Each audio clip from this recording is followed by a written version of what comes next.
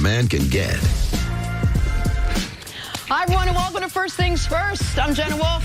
It's Chris Carter, the Hall of Famer. Mistakes. This is Nick Wright. You good? Yeah, we're great. You want to clear anything up? No, not at all. We got a big show today. We have a very big, that's what how you hear? happy we are. Is that the word on the street? Yep. LeBron James might finally have the teammate he needs. There were 3 more coaching vacancies that were filled in the NFL that we'll talk about, but we're going to start with the actual games. The playoffs now just 2 days away, at least the second round for the Cowboys, who visit the Rams on Saturday. They've already exceeded expectations. But don't tell that to Dak Prescott. Despite winning his first playoff game last weekend, the one which earned his team a trip to their first NFC title game since '95, Dak wants and expects more. Cowboys Hall of Fame quarterback Troy Aikman agrees. First postseason win of many, and I really believe that. He's going to be the Cowboys quarterback for a long time, and he's going to find himself winning a lot of football games in January going forward. All right, CC, do we agree with Troy Aikman? Has Dak already proven that he's the right guy to lead this Cowboys team, or is he the right now guy? I do agree with Troy as far as what he's saying with the Cowboys. Right now, we're in a time in the NFL, though, like we might say the future of a quarterback might have been 4 to 8 years, but now, man, the future is shorter. So you're saying over the next 3 years, 4 years, will he be the quarterback? Yes, I think so, based on the way he's played and, more importantly, what Jerry Jones has said, how this team is put together. Now, they're going to have to come to an agreement on money, and if Dak is smart and decides that I know I got this great tailback, might be one of the all-time greats behind me, I can't try to take the maximum amount of money given how much money we've spent on the offensive line, all the young players that we have on that defense. So he's got to be able to manage that. Him and Jerry have to come to an agreement. But I just wouldn't be maybe as gracious as Troy just saying that, oh, he's going to win a bunch of these playoff games going forward.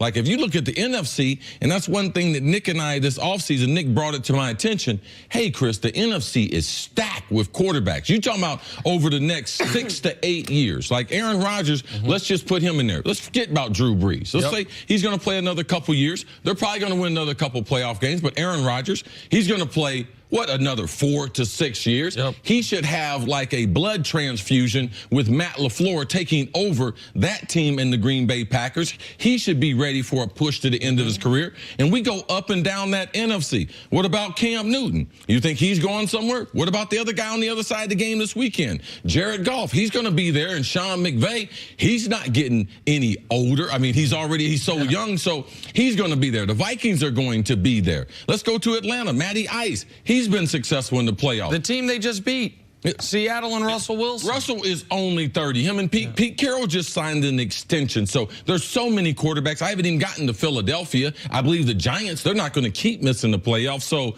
yes, Dak would be the guy.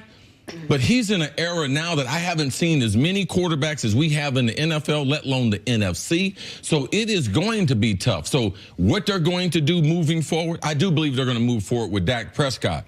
But the other parts of that puzzle become very, very important.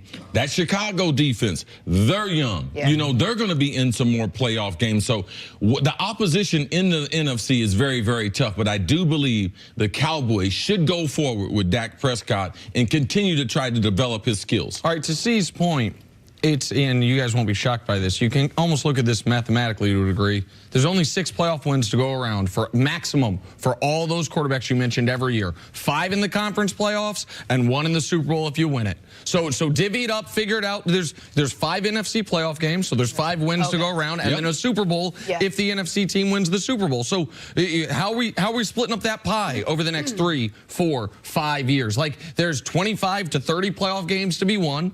Dak's going to win a bunch of them, evidently. Somebody's going to be left without a chair. Right? Somebody's going to be left out in the cold. So that is where the counting the quarterback wins can be unfair to guys. It can be unrealistic because there are great quarterbacks. Russell Wilson is a great quarterback. This is the 2nd straight year he has not won a single playoff game. And he is a future Hall of Famer. And he is right in the prime of his career at 30 years old. Absolutely right. Now, here's as far as Dak moving forward. I don't know if Dak is the right quarterback to give $25+ million a year to, but I know he will be the quarterback the Cowboys give $25+ million a year to. When you talk about he and Zeke, Cowboys fans, and I think right now they're very happy with this, over the next 5 seasons, because I think they're both going to get extensions this offseason, Dak and Zeke are going to combine for about $40 million a season. Those two guys are going to sign 2 extensions this offseason that total around $200 million.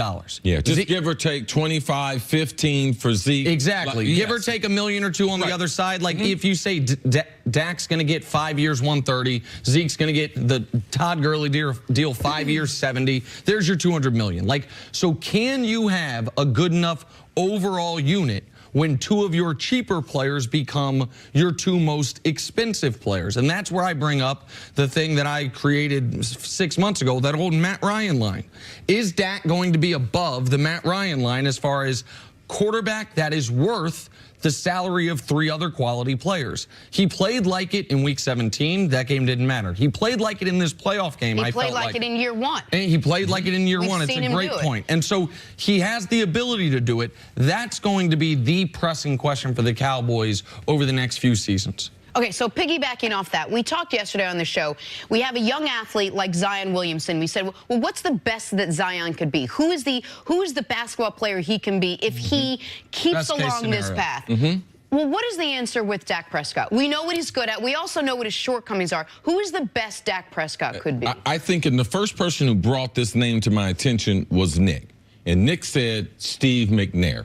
And if you look at Steve McNair, where he went to college, going to a black school, Alcorn State, playing at a level that's beneath Division I. So would he adjust to? He had tremendous numbers in college. Took him a little time to develop as a pocket passer. He started off being a dual threat, would run. They had a dominant running back from Ohio State in Eddie George. They had a tremendous offensive line. The defense played well. They won a lot of games. They had an opportunity to win a Super Bowl.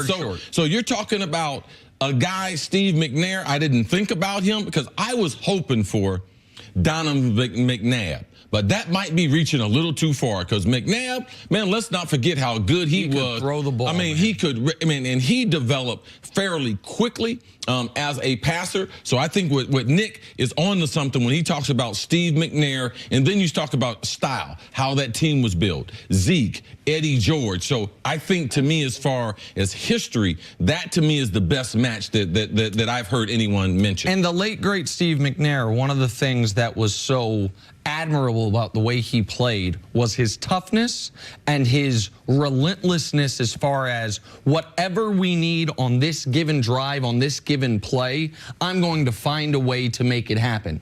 And I think that is something, that's why that 3rd and 14 run was so impressive to me. That's why Bobby Wagner, the guy who he shook off on that run, according to Next Gen Stats, missed 1 tackle all season.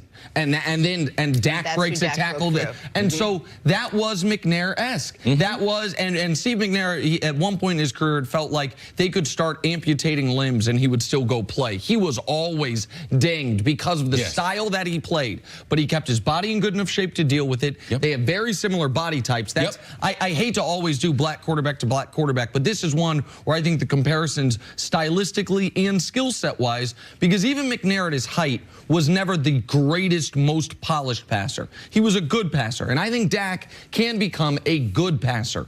But in order for a good passer to be worth the money I believe Jerry Jones is going to give him this offseason, you have to bring the other things. And the one thing Dak has, and our friend Colin Cowherd talks about this all the time, he has in spades, is that winner factor, that his teammates really do believe in him, and winning that playoff game was so key, the way they did it, because it just added to that even if Dak isn't going to make the prettiest throws all the time, he has that something that guys believe in at that position. And that's the same something that the other 2 great Dallas quarterbacks, one being Troy Aikman, people talk about, man, he had a mean fastball. He could throw the football anywhere on the field, but he was a very, very special type of leader. The best leader the Cowboys ever had, Roger Staubach. He had that specialness. He had that ability to be able to run with the football and that ability to be able to lead at a special level. And I believe Dak does have that. What he does not have in the passing game as far as overall arm talent and arm strength, I do believe he does have that specialness as a leader. And it's not just his teammates in the locker room that believes in him. The owner adores him. The owner loves him. The owner wants him to succeed. The owner wanted to pay him from the very beginning, even when none of us thought that he was probably going to be at this point. I think the owner Miller that might have probably named helps that $250 million super yacht after Dak. After I got to Dak. check the facts on that one. I got to take a break. Coming up, Nick Foles can do no wrong these days. Hear it from his teammates. That's next. This is First Things First. That yacht is the exact